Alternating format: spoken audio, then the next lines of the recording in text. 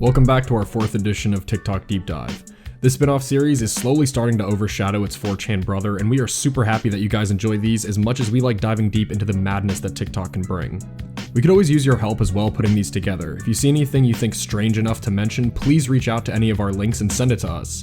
We read pretty much every DM and email we receive, so don't be shy. Without further ado, of course, let's just get right into our 4th TikTok Deep Dive.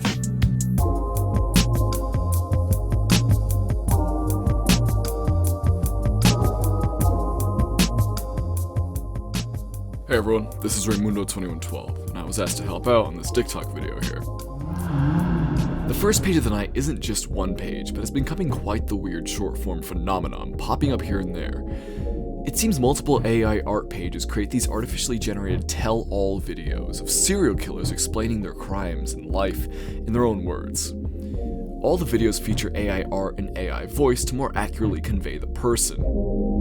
I am Delphine Lalaurie, and I have committed unspeakable atrocities. My story begins in 1786, when I was born as Delphine McCarthy in New Orleans. My wealthy upbringing and multiple marriages to wealthy men. It doesn't seem to be just serial killers either. On the pages I've looked through, there are multiple ones with celebrities explaining how they died, or why they did whatever they did. Did I die by accident, or was I killed on purpose? Hi, my name is Michael Jackson, and I had one of the most controversial deaths in history. I was born on August 29, 1958 in Indiana, and was raised in a large family. These videos are really creepy. Just hearing a monotone explanation from a serial killer as to why they did what they did is pretty chilling, even if it isn't actually real. On January 15, 1974, I committed my first murders, strangling a family. I left behind semen and took souvenirs. In April 1974, I killed a young woman. Later that year, I sent a letter to the Wichita Public Library, revealing my code words: BTK, bind, torture, kill.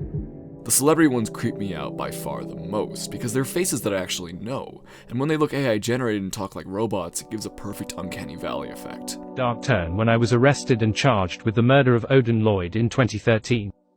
Growing up in a violent environment, my father's death had a negative impact on me, causing me to act out and rebel throughout my life. The concept of this is pretty interesting, and I think in a few years, digitally bringing back people from the life will look much, much better. However, the jury is still out on the moral implications of that.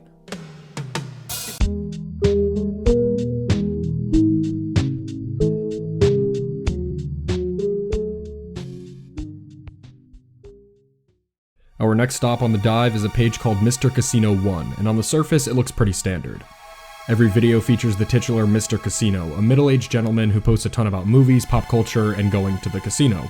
When you look closer, the page gets a bit stranger. Mr. Casino constantly posts about his love and obsession with certain actresses and singers. Angelina Jolie, Gal Gadot, and Taylor Swift just being the ones I saw come up the most. Again, seems decently normal, nothing super out of the ordinary, until you start seeing posts like these.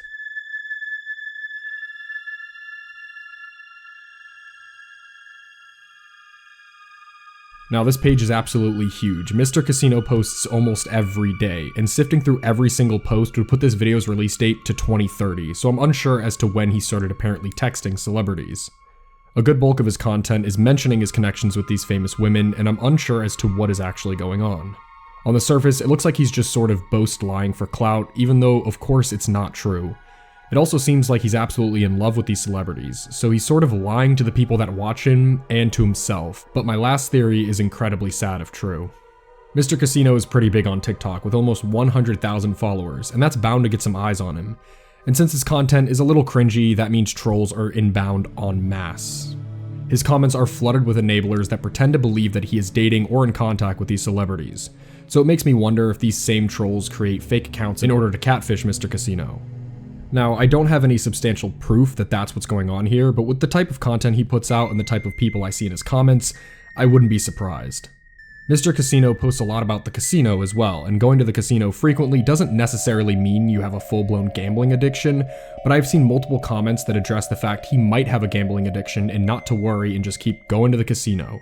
He likes and responds to a lot of these comments as well.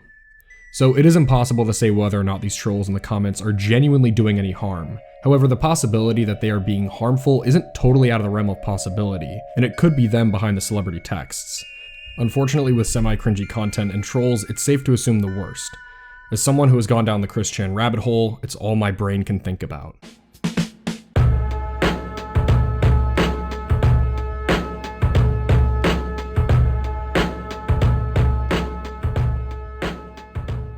For our next page of the night, we have someone who is claiming to be a real time traveler. Now, to get this out of the way quickly, this phenomenon is not even close to a new thing. If I had to count the amount of people online who have claimed to be time travelers, that would be our second reason for putting this video out in the year 2030. But for whatever reason, this specific account in particular has a lot of people turning their heads.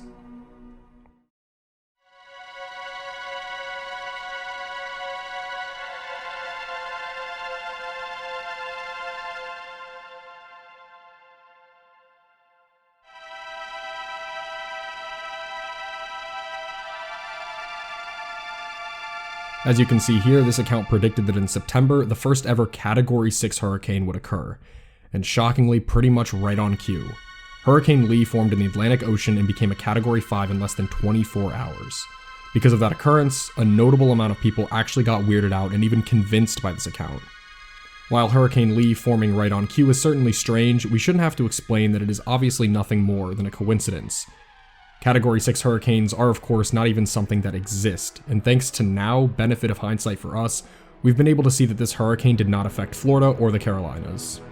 Furthermore, when you look on the rest of the page, you'll see that there are a huge amount of videos, most of which not garnering the same type of attention, because none of these other predictions became true at all. This page is clearly posting a surplus of random predictions in hopes that maybe, just maybe, one of them actually do become true. And in this specific case, it did appear that one kind of did, which gave them the exact attention that they hoped for. Really, this page isn't much different than the other thousands and thousands of prediction pages that have done this very same thing. They just got much luckier than most. But alas, unless something truly unprecedented comes out regarding this page, we can safely conclude that there is no time traveler behind it.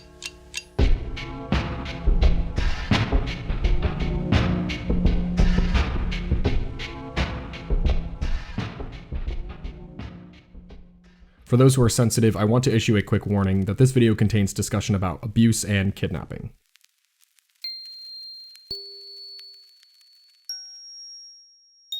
For our final page of the night, this, like our first page in the video, is less of a page, and in contrast to the AI phenomenon, this is only one TikTok. The video on the whole isn't anything extravagant. It's a young man named Karan discussing his time in the Utah Wilderness Therapy Program.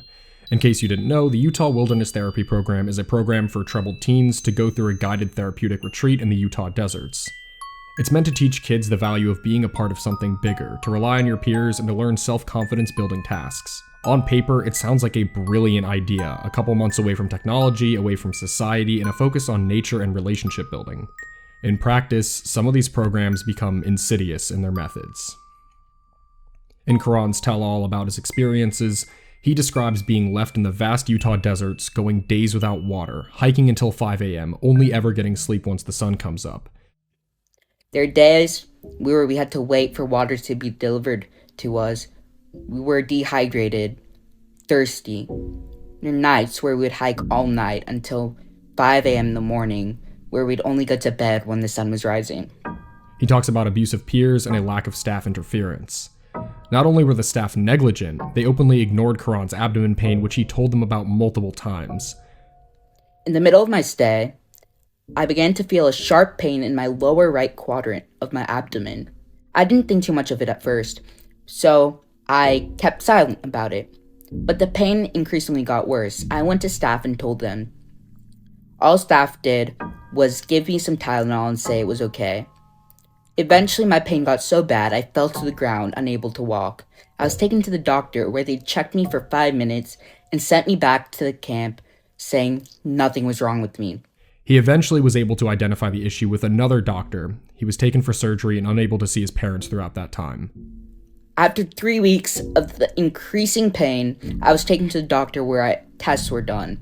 They found out I had appendicitis. I was taken out of wilderness and I had surgery, but I wasn't allowed to see my parents.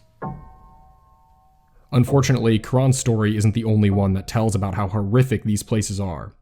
In the last couple of years, plenty of stories have come out talking about the abuse dished out by the Utah Wilderness Program.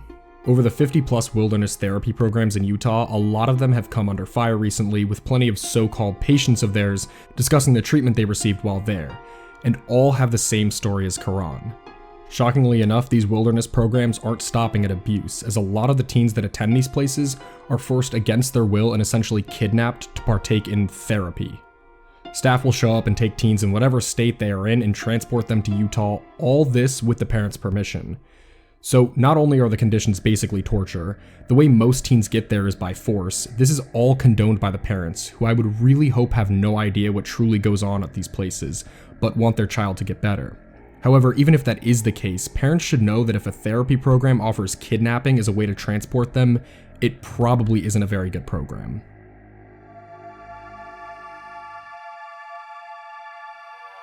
Karan's story needs to be shouted from the rooftops, and I hope with our platform we were able to spread some awareness on what's going on in these Utah wilderness programs, to hopefully get these places reformed or shut down entirely.